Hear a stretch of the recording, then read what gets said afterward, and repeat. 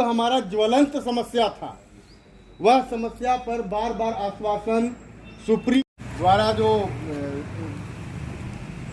नियमावली बनती है, मेमोरेंडम जो बनाया जाता है, जिसका कारण है कि आज के डेट में बहुत सारे कर्मचारी के कगार पर हैं और जो लोग बोलते हैं कि कार्य शिथिलता आ रही है, समय पर उसको प्रोन्नति नहीं मिलेगा, समय पर जो उसका वाजिब हक बनता है। हमारा महासंघ या हम ये नहीं बोलते हैं।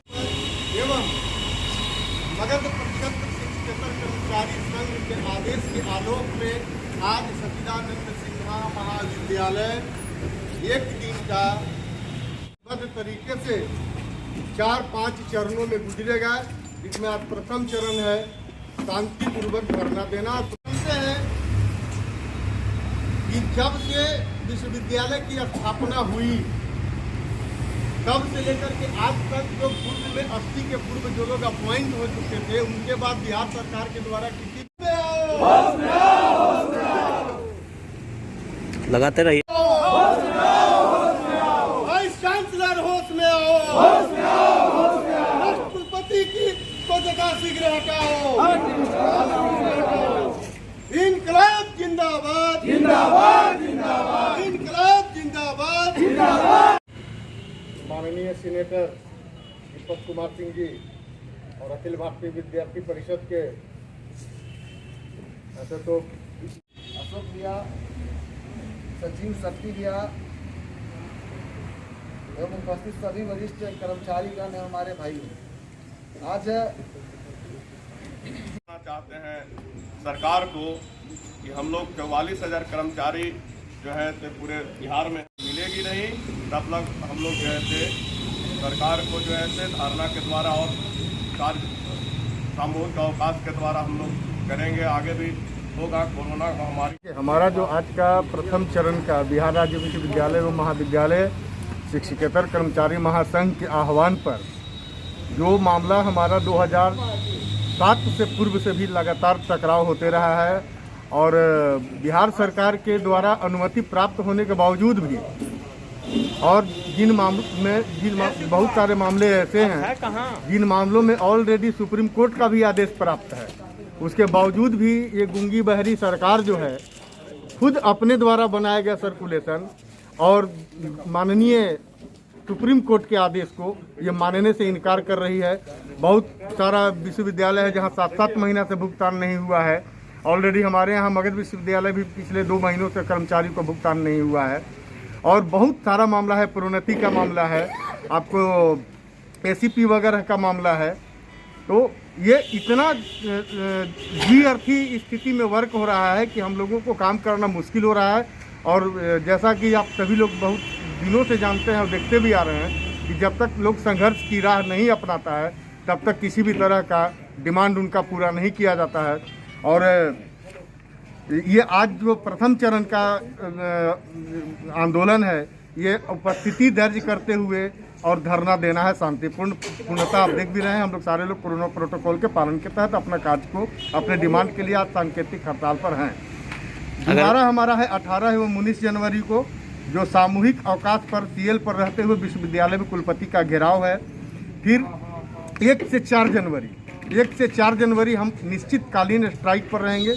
अगर आज के डेट में इन सरकार महोदय का ज्ञानेंद्री खुल जाता है तो हम आगे की रणनीति पर विचार करेंगे कि आगे करना है कि नहीं करना है। वो नहीं होता है तो 18-19 का होगा, भी नहीं होता है तो सांकेतिक स्ट्राइक हम 1 फरवरी से लेकर 4 फरवरी तक करेंगे।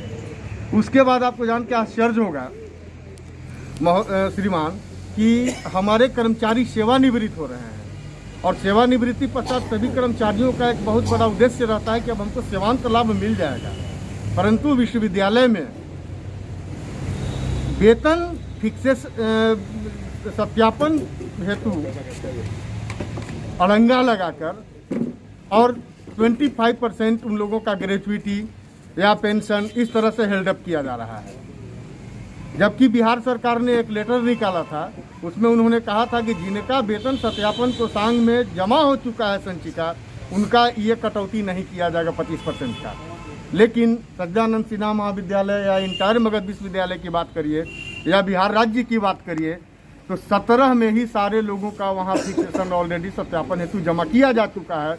लेकिन दोहरी नीति के कारण ये कर्मचारियों को तंग करने का हर वह हथकंडा बिहार सरकार अपना रही है वेतन सत्यापन कोषांग के माध्यम से, जिससे कि हम लोग त्राहिमाम की ओर जा रहे हैं।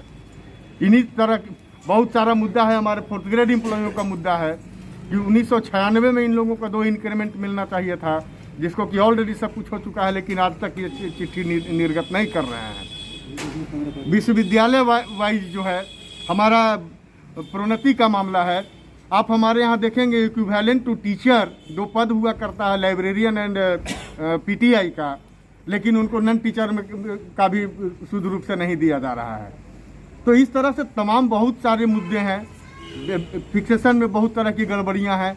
आपको हम एक मेमोरेंडम देंगे जिसमें बहुत सारी चीज़ें हैं। एसीपी का मामला है 196 से, देखिए आप 116 से जो हमारा वेतनांतर हुआ है, जो गवर्नमेंट के द्वारा लागू किया जा चुका है, लेकिन आज तक हमारे शिक्षकेतर कर्मचारी लाभान्वित नहीं हैं। आप दूसरा चीज़ देखेंगे तो बहुत सारे महाविद्यालय में आपको दैनिक वेतनभोगी आउटसोर्सिंग पर बच्चे मिल जाएंगे। 1980 के बाद बिहार गवर्नमेंट के द्वारा उच्च शिक्षा विभाग में जो महाविद्यालय स्तर के कॉलेजेज हैं वहाँ किसी भी तरह की नियुक्तियाँ नहीं हुई है और कर्मचारी कोई ऐसा दिन है, मैं इस साल की बात करूं 2020 से 21 से लेकर 22 तक में, तो हमारे यहाँ से 8 कर्मचारी सेवानिवृत्त हो रहे हैं, यानी कि 8 संसाधन हमारे यहाँ से जा रहा है। एक मुद्दा ये है। दूसरी मुद्दा है कि ये जो बच्चे कहीं पर 10 साल से 15 साल से 5 साल से काम कर रहे हैं, तो आप एक अनुभव जो इनको काम करने का प्राप्त हो चुका है, तो आप एक फंडा लगा करके आपको सेवा को नियमित ही करना है, तो इन बच्चों को कीजिए पहले। तो इस तरह की बहुत सारे मुद्दे हैं। हम अगर मुद्दा गिनाने लगे तो सुबह से शाम हो जाएगा। कुछ ज्वलंत जो मुद्दे हैं मैंने आपको यहाँ बता दिया, और क्या क्या चीज़ हमारे मुद्दों में है वह सारा कुछ यहाँ लिखा हुआ है। यानी कि ये माना जा सकता है कि विश्वविद्यालय प्रशासन जो है उदासीन है पूरी तरह से कर्मचारियों के फ्यूचर को लेकर। विद्यालय प्रशासन ही नहीं, बिहार राज्य सरकार भी उच्च शिक्षा को बर्बाद करने पर तुली हुई है। नहीं तो सरकार अगर चाहे आज शराबबंदी संभव हो सका तो क्या ये जिससे शराब के बारे में समझ में आए लोगों को कि हमको इसका सेवन करना चाहिए कि नहीं करना चाहिए, ये शिक्षण संस्थान में ही बच्चों को समझाया जा सकता है, बताया जा सकता है। जहाँ से लोगों का उत्थान होता है उसी को बर्बाद कर रही है। ये 100% उदासीन रवैया है बिहार सरकार का, लगभग तमाम विश्वविद्यालयों का। आप अगर शुद्ध शब्द में देखेंगे तो अगर आप विश्वविद्यालय स्तर की हम बात करें तो यहाँ लोग इसको एक व्यवसाय समझ लिए हैं कि आओ और समस्याओं का निष्पादन नहीं करो, बस यथाशीघ्र अरबपति और करोड़पति बन जाओ। ये आप पिछले समाचारों में बहुत प्रकार से, मैं नहीं बोल रहा हूँ, ये समाचार के माध्यम से जो हम लोग पढ़ा करते हैं मैं उसी को रिपीट कर रहा हूँ। धन्यवाद।